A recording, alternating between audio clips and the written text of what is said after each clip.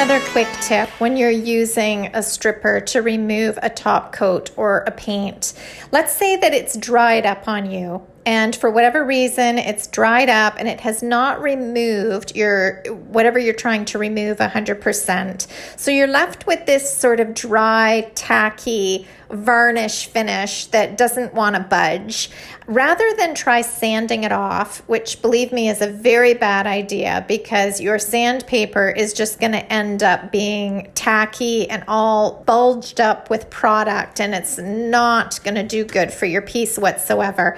So avoid using sandpaper, but to reactivate this sticky mess, use a little more stripper. So pour some stripper on. It's going to reactivate the stripper that has dried up, and therefore you can go in with your putty knife and just scrape it all off again.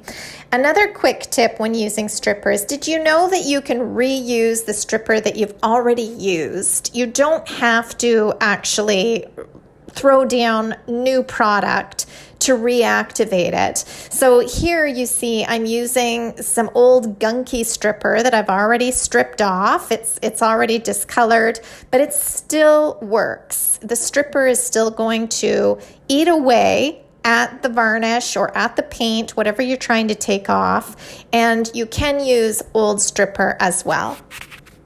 And what I mean by old stripper is not a stripper that's been hanging around for days on end. I do mean what you just lifted off the piece. You can actually put back on the piece and it will still work. I hope that makes sense.